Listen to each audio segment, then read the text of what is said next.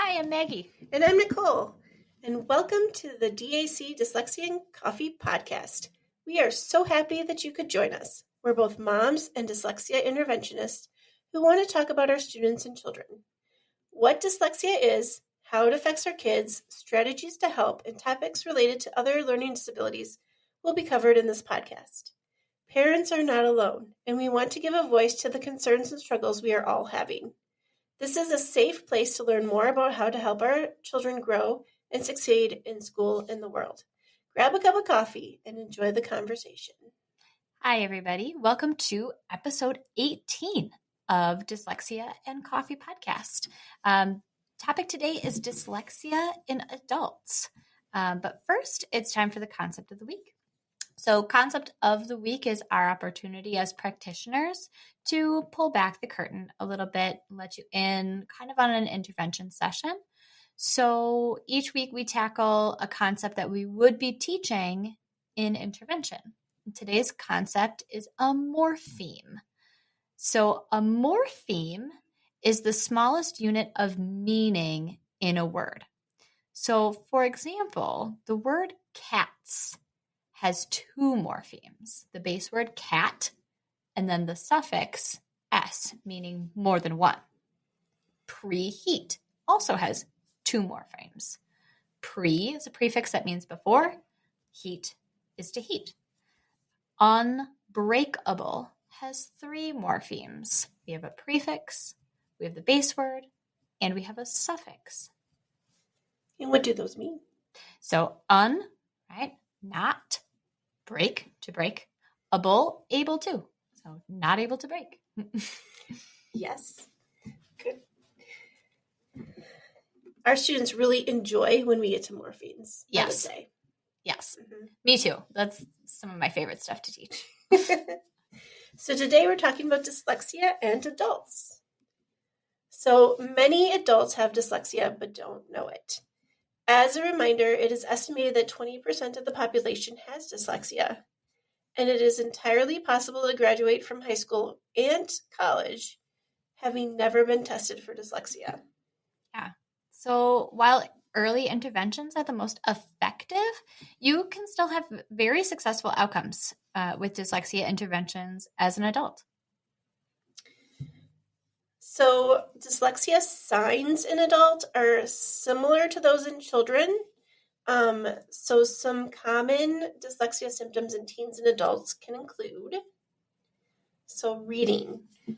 Adults with dyslexia may have trouble reading aloud, they may read slowly, or they may not understand what they read. They may also have difficulty with spelling, and they may confuse words that look similar, like cat and caught. And in writing, too.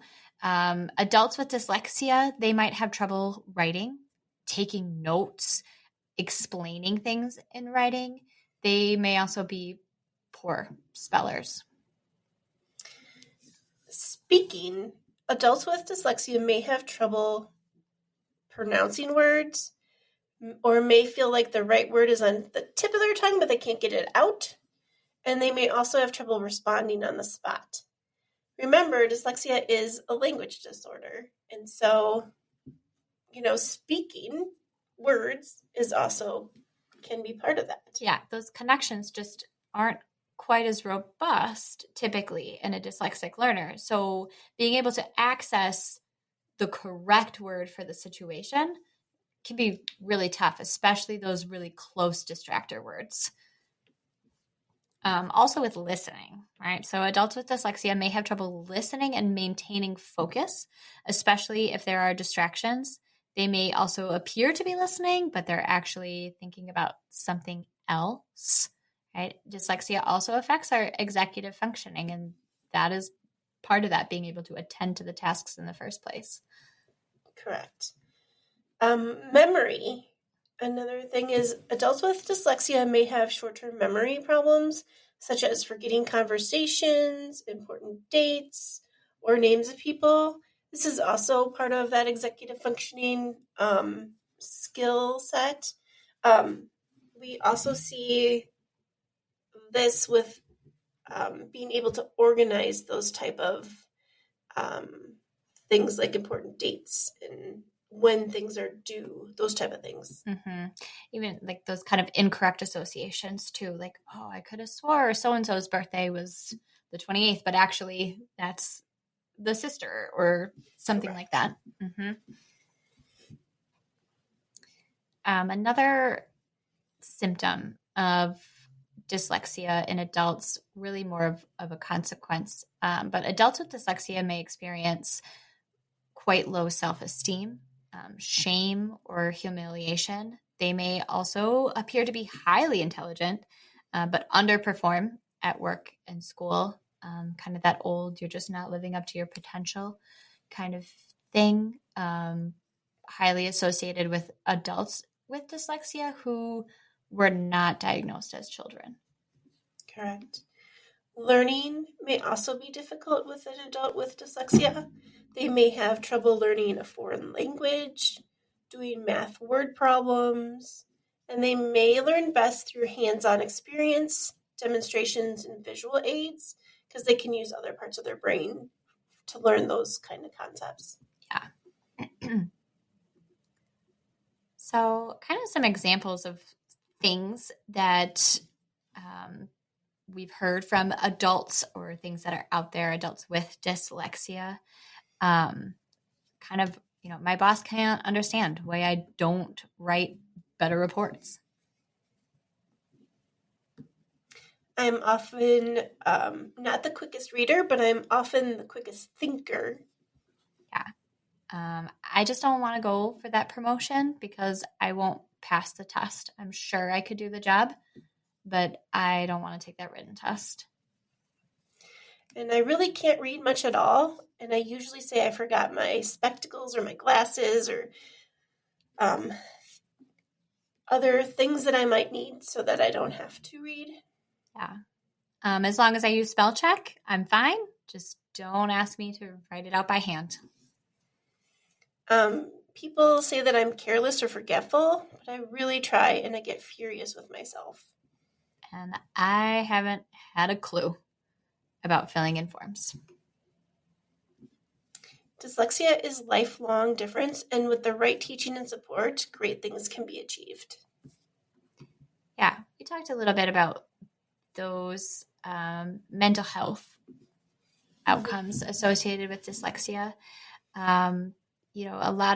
A lot of that is mitigated by an earlier diagnosis. The statistical outcomes for children who are diagnosed young with dyslexia would receive the proper intervention. Statistically, those students go on to achieve higher salaries, not be burdened as much with that feeling of failure, and that internalized, something I hear a lot from the adults in my life. I have several adults in my life who have dyslexia, who may or may not have been diagnosed as a child. And some of that just like, I just feel stupid. And a low self-confidence also tends to play into that too.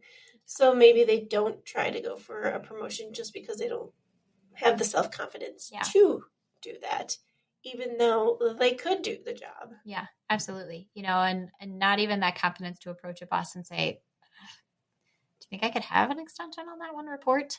I'm really working on it. I've got this and that going on. Will you play a little ball with me? Even being able to do that is such a struggle. Often even admitting, right, that there is a problem with reading, that just comes with such a stigma. And it has been my lived experience that that's even worse in adulthood, especially our older generations who that strongly associated, even though that's not true. Hear me say that is not true. Dyslexia and intelligence are not correlated with each other. If there is any correlation, dyslexia and intelligence have an inverse relationship, meaning that people with higher intelligence actually are more likely to have dyslexia. But that's That's going to take a lot of advocacy work to get out that message and have it be believed. So some people that come to see us in our center when they're adults, they come for many different reasons. We have people who come that just want to learn how to read. They know they can't read, and so they want to find that enjoyment in reading. We have college students that are trying to get through college, and they realize, as we talked in another episode, the more difficult the content, the harder it is for you to use your compensation strategies. And so those students tend to start realizing something's going on in college. We also have adults who need to take a test they're either in the trades and they need to take a test, or they're trying to get a promotion and they need to go back to school, and then they find out it's really tough for them to do that. And so they come to our center for many different reasons, but for basically the same reason, because they can't read. Yeah, exactly. I think something that really is important, individuals with dyslexia, they're not alone with struggling with reading demands in the workplace. Approximately 40% of high school graduates lack the literacy skills employers seek. That was, all the way back in 2005. There have been some splashy new headlines in the last couple of weeks here that are indicating that both the reading and math gap has widened quite significantly after our last data set was taken. So back in 2022 is the latest published data available on that. That's research backed.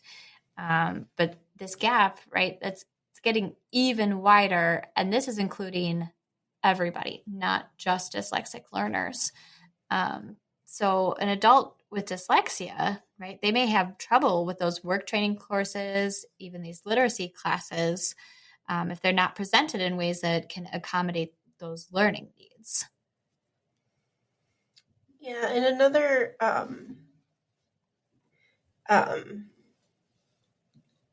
for students with untreated dyslexia, they also don't benefit from years of reading and exposure to certain types of text. And this also gives them a disadvantage to hold them back in certain areas because their vocabulary tends to be lower, background knowledge tends to be lower, and comprehension skills tend to be lower. It affects their reading, their writing, and their spelling, and it can be difficult for them to express their knowledge and ideas in a way that is expected wherever they're working. Yeah, and just even exposure to classic literature, right? Some of those classic phrases that do come from those classic pieces, if you have not read those texts, they do not translate to the movies, people. They don't. So you have a group of adults that also struggle socially in a lot of contexts. They can't hold their own in a conversation if parts and pieces of that, it is expected that you have read an article or even listened to a book. I mean, some of the sad statistics are there is even in an adulthood, if you can get a student maybe to limp along with audiobooks when they're in high school, but if they're struggling to read, they're also opting out of other forms of literature in adulthood, and they're not even getting it from there either. So that gap just gets wider and wider, and thus contributing right to the poor mental health outcomes. But adults with dyslexia can succeed in the workplace with training and other written materials that are in accessible format. Job tasks can be restructured. They can use assisted technology, for example, a text reading system. There's reading pens, speech recognition systems, portable word processors with spelling and grammar check capabilities. So to dive a little bit more into that, you can get almost anything read to you now. Yes. With technology, which really helps. Yeah, that's a game changer. It's a game changer. Yeah. And then you can also do speech to text, which means you're talking and then it writes that. But you definitely need a proofread because sometimes they find words that, whoa, what? That wasn't even close to what I said. Yeah. And watching too the grammar pieces, right? Right. Speech to text does not automatically insert punctuation, does not automatically capitalize words that need to be capitalized all the time. And it takes a while to learn that kind of technology. So yet again, it's a great piece of technology. It is one I recommend to all of the students who come see me here, but not without being properly trained on how to use it. Correct.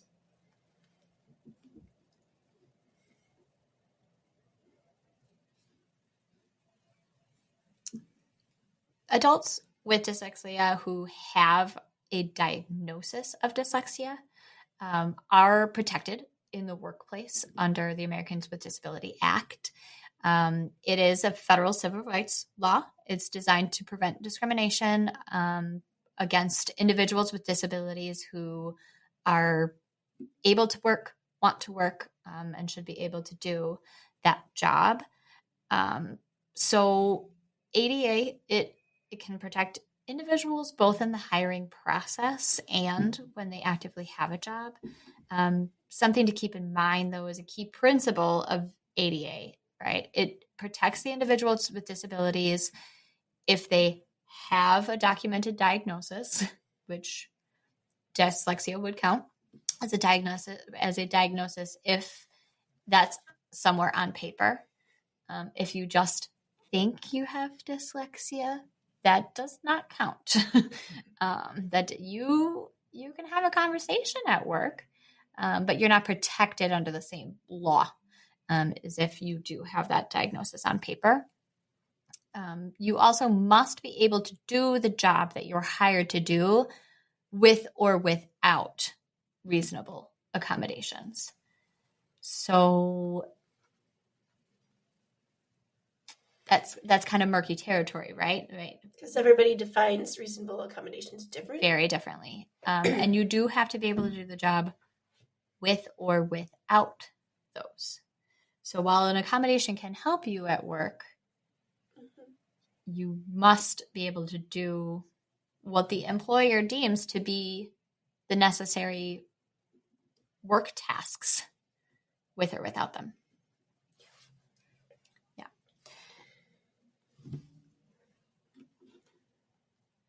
So what should you do if you are an adult who thinks they have dyslexia? We come across this quite a lot in our practice. We are a practice that primarily sees children, but we also see our fair share of adults in this practice. One of the things we do here is assessments. Often those are children, not always. But one of the things we do know, right, is dyslexia runs in families. I have seen it several times that I will do an assessment on a child, and then their parent gets the report and goes, wait a minute. This also sounds like me. I wonder if I should explore that as well. So, and in the past, it wasn't discussed and it wasn't tested for when, and I don't even know when they started testing for that in schools, but I know that, or at least addressing it in schools, because it's probably very new of when they're even saying the words. So that's right. Adults shouldn't feel like any kind of way about not catching this or not knowing.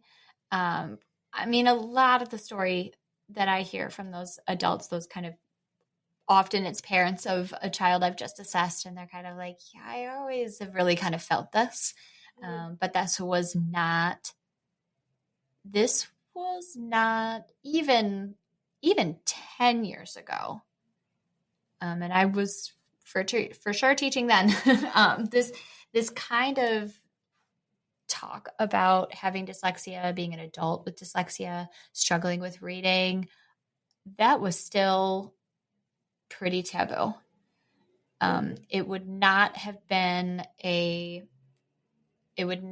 sign of strength to show any kind of vulnerability. I think a lot of that has changed in our kind of recent past, for the better. That's also, I say, really good too for those parents who are kind of like, through the lens of their child, examining, these are kind of the things that I used to struggle with too, or still do struggle with. What a beautiful piece of the relationship you can have with your kid. What a great way to connect over something and to help them along. So some of the things that I recommend, right, if those parents are going, okay, so what do I even do if I think I have dyslexia? Available at our website, we do have a red flags list, so warning signs of dyslexia checklist.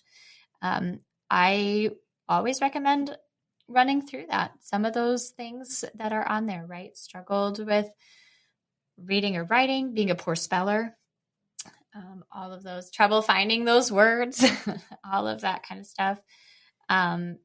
If you're looking for accommodations at the workplace or at the college level, or to take an exam for a promotion, I'm always going to recommend that they get tested so that they can put that diagnosis down on paper if it's true, right? Like, let's find out. Let's find out if it is or is not. And if it is, let's put it down on that paper, and that will give you the option of requesting those accommodations. Correct. And what we do a lot is education with our students that are adults. Lots of students that come from colleges, we talk about how do they advocate for themselves at college. How do they get their accommodations? Because there's different ways you can do that in the college arena. How they can use services that are already there for all students. Like, there's always usually some place where papers can be reviewed by a peer or a teacher or a tutor, and anybody in the college can use that. What a great way to use your resources. Just knowing that you can ask for it, and we were really encourage them to be very upfront about it. It is different if you tell somebody at the beginning of a semester, when you first start a job, hey, I'm going to need spell check because my spelling's not the greatest. Okay, that's not a problem, but like in the middle of a big project at work or in the middle of a semester and you start having some really big problems with something, that is not the time that you can ask for help. The day the paper is due is not the day to ask for the extension. That is not it. Because, of course, people want to help, but they can't help if they don't know. And if it's in the middle of something that's a major thing, like the middle of a semester or a middle of a big project for work, they're not going to be able to help at that point. That's right. And just like any human on the planet, it's important that we learn about ourselves. What are the things we know we're really good at? What are those things that we know we're going to struggle with?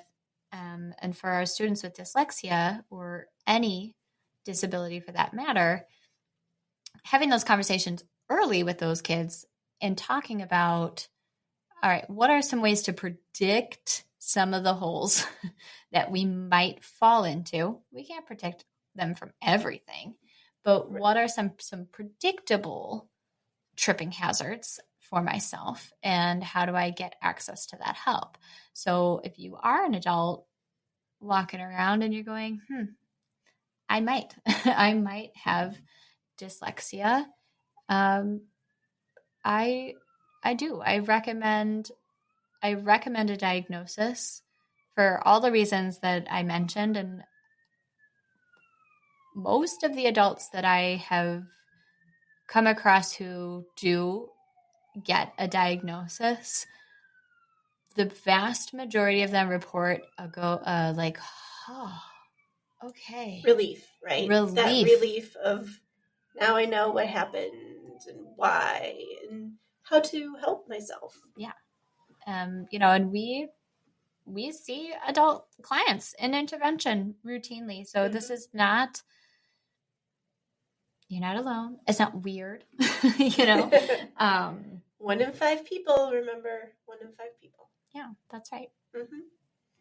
So what's going on beyond dyslexia for you, Maggie? Yeah. So as we record, this will come out quite a few weeks after Christmas, but as we record this, we are approaching Christmas. We are 1 week out from Christmas Eve as we record. Oh, and saying that out loud just made that rough. So we are totally in that preparation. It is the week before Christmas, quote unquote, break, which means it's Spirit Week all week. Yay, us too. All week.